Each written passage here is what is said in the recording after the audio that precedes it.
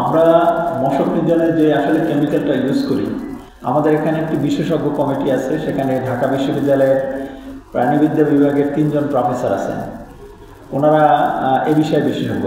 এই বিশেষজ্ঞ কমিটির মিটিং করে ওনারা যে ঔষধটা আমাদেরকে রিকমেন্ড করেন, আমরা ওটি কিনি। আপাতত দৃষ্টিতে মনে হচ্ছে যে ঔষধের কার্যকারিতা মনে হয় ঠিকমতো হচ্ছে না, কিন্তু না, হচ্ছে। আমরা সিটি কর্পোরেশন থেকে যে স্বাস্থ্যসেবাটা দিয়ে থাকি, এটা সম্পূর্ণই আসলে প্রাথমিক স্বাস্থ্যসেবা। তারপর আমাদের এখানে 3টি হসপিটাল আমাদের আওতাধীন আছে। এবং আপনারা জানেন যে সরকারের একটি বড় প্রকল্প ছিল urban primary health care project, যেটা আমাদের এই দক্ষিণ সিটি কর্পোরেশনে চলমান ছিল। এটা 30শে জুন 2025 এটার মেয়াদ শেষ হয়ে গেছে।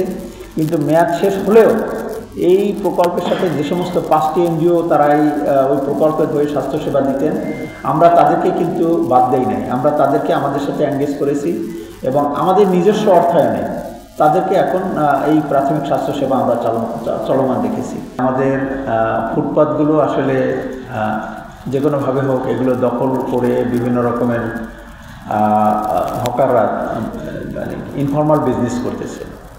এর বাইরে আমাদের পার্কিং আমাদের পর্যাপ্ত পার্কিং স্পেস না থাকার কারণে আসলে রাস্তার উপরে বিভিন্ন রকমের গাড়ি এবং যানবাহন পার্কিং করে আমাদের আসলে চলাচলের রাস্তাগুলোর বিঘ্নতা তৈরি করছে। তো এইটি আপনারা জানেন যে পরিবর্তিত বাস্তবতার কারণে আসলে আমরা প্রাথমিকভাবে এগুলোকে হাত দিতে পারি নাই। এই ঢাকা শহরের যানজটের অন্যতম একটি কারণ হচ্ছে এই যে ব্যাটারি চালিত রিক্সাগুলো, এগুলোর কোনো এগুলোর কোনো ব্রেক সিস্টেম নাই। এই যারা এটা ড্রাইভ করতেছে, এরা দেখা যায় গ্রাম থেকে হঠাৎ করে এসেই সে রিক্সা চালায়, এই ব্যাটারি চালিত রিক্সা চালানো শুরু করে, তার কোনো প্রশিক্ষণ নাই। তো এবং আপনি দেখবেন যে আমাদের নিটোরে যে যান, অনেক রুগী আছে যারা এই রিক্সার কারণে আহত হয়েছে বা হাত পা ভেঙে ফেলছে, এরকম একটা অবস্থা। তো এই অবস্থা থেকে নিঃসরণের জন্য আমাদের সরকার একটি উদ্যোগ নিয়েছে যে নতুন একটি ব্যাটারি চালিত রিক্সা আমরা প্রণয়ন করতে যাচ্ছি। এটা বুয়েট কর্তৃক তারা বুয়েট এটা একটা রিকমেন্ড করেছেন। এটা খুবই নিরাপদ, এটা ব্রেক সিস্টেম থেকে। তো এটা যদি আমরা চালু করতে পারি তাহলে আমার মনে হচ্ছে যে এই যে যানজট ঢাকা শহরে, এটা অনেকখানি নিঃসরণ করা সম্ভব হবে। এবং আমাদের এই দক্ষিণ সিটিতে আমরা 150 জন ট্রেনারকে প্রথমে ট্রেনিং দিয়েছি। এটার জন্য আমাদের মন্ত্রণালয় আমাদের সহায়তা করেছে। আমরা ব্র্যাক নিয়েছি। এরা এখন আমাদের এই যে আমরা 54,000 ড্রাইভারকে আপাতত আমরা লিস্টেড করেছি। এদেরকে 54,000কে আমরা প্রাথমিকভাবে প্রশিক্ষণ দেব। তারপরে আরও যদি আসে, আরও যারা আসবে তাদের সবাইকে আমরা প্রশিক্ষণ দেব। এবং এটার জন্য আমরা পত্রিকায় বিজ্ঞপ্তি দিয়েছি, আমরা মাইকিং করতেছি। আমাদের আঞ্চলিক নির্বাহী কর্মকর্তারা যে সমস্ত জায়গায় বর্তমান যে যে ব্যাটারি চালিত রিক্সাগুলো আপনার চার্জ দেয়, সেই চার্জিং স্টেশনে আমরা যোগাযোগ করে আমরা কিন্তু এদেরকে এই সমস্ত চালকদের প্রশিক্ষণের ব্যবস্থা করতেছি। ইতিমধ্যেই আমাদের যে সকল আমাদের আঞ্চলিক নির্বাহী কর্মকর্তা, ইতিমধ্যে আমরা তাদেরকে নির্দেশনা দিয়েছি যে সমস্ত জায়গায় ফুটপাত দখল হয়ে আছে, বিশেষ করে রাস্তা দখল করে রেখেছে, এইগুলো যাতে দ্রুত উচ্ছেদ করা হয়। কারণ আমাদের পর্যাপ্ত নির্বাহী ম্যাজিস্ট্রেটের ছিল না।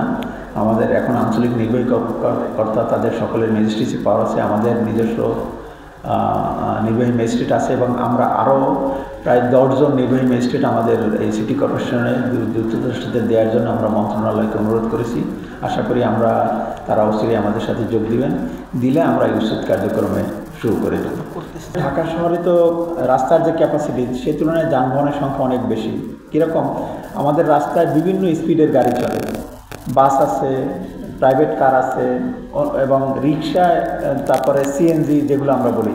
ডিফারেন্ট স্পিডের গাড়ি যদি একই রাস্তা দিয়ে চলে, আমাদের আসলে করা নাই, এটা একটা দুর্বলতা আমাদের। তো এই কারণে আসলে যানজট তৈরি হয়, এটা অস্বীকার করার কোনো উপায় নেই। এবং আমরা যে রাস্তা তৈরি করি, আপনারা জানেন যে আমাদের দেশের যে রাস্তা তৈরির ব্যয়, এটা উন্নত দেশগুলোর তুলনায় আসলে অনেক কম। এটাকে আশ্বস্ত করতে চাই, সেটা হলো যে এই যেহেতু বর্ষার মৌসুম চলছে, এই কারণে আর হয়তো 2-3 সপ্তাহ পরেই আমরা আমাদের যে সমস্ত রাস্তা ইতিমধ্যে ক্ষতিগ্রস্ত হয়েছে বর্ষার কারণে, সেগুলো মেরামতে আমরা হাত দেব। কারণ এই মুহূর্তে করলে এগুলো আসলে টেকসই হবে না, এগুলো ভিজে যাবে। তো তো আমরা একটু আর 2-3 সপ্তাহ গেলেই বৃষ্টির ইন্টেন্সিটি কমে আসবে, তখন আমরা নতুন যে সমস্ত ক্ষতিগ্রস্ত রাস্তা আছে এগুলো মেরামতের আমরা বিদ্যমান যে সমস্ত ড্রেন, তারপরে নালা যেগুলো দিয়ে আসলে পানি বাইরে চলে যায়, এগুলো আসলে দীর্ঘদিন মানে কি বলে ময়লা আবর্জনা দিয়ে একটু আটকানো ছিল। তো সেগুলো আমরা পরিষ্কারের উদ্যোগ গ্রহণ করি, যার সুফল আমরা কিছুটা পেয়েছি, যার জন্য এগুলো যথাযথভাবে পরিষ্কার হয়েছে বিধায় এবার জলাবদ্ধতা খুব বেশি মূল ঢাকাতে হয়নি, হয়তো আউটস্কার্টে কিছু হয়েছে।